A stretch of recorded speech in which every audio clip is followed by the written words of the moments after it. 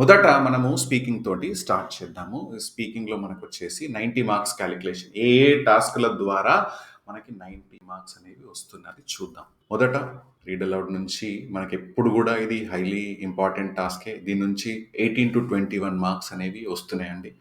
దాని తర్వాత repeat sentence వచ్చేసి మనకి ఇది గూడా ఒక అద్భుతమైన ఇంపార్టెంట్ క్వెషన్ టైపు. 20-24 మార్క్స్ అనేవి దీని నుంచి వస్తాయి. మూడోది డిస్క్రైబ్ ఇమేజ్. ఈ డిస్క్రైబ్ ఇమేజ్ కూడా ఇంపార్టెంట్ టాస్కే. దీని నుంచి కూడా మంచి మార్క్స్ వస్తాయి 15-20.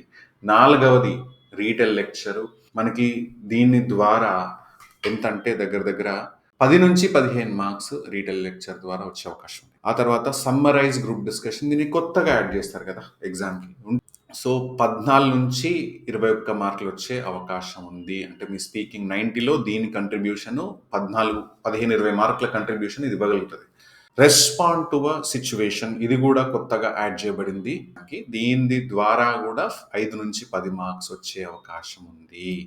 మనకేంటంటే దీనిలో పర్సనల్ ఇంట్రొడక్షన్ ఉంటుంది మీకు పీటీఈలో. దానిలో మీకు స్కోర్ వచ్చేది ఏం లేదు.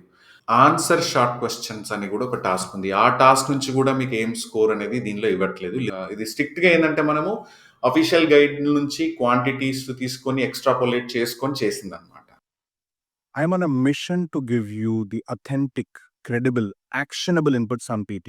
If you love my work, subscribe to me on YouTube. Share this video with others.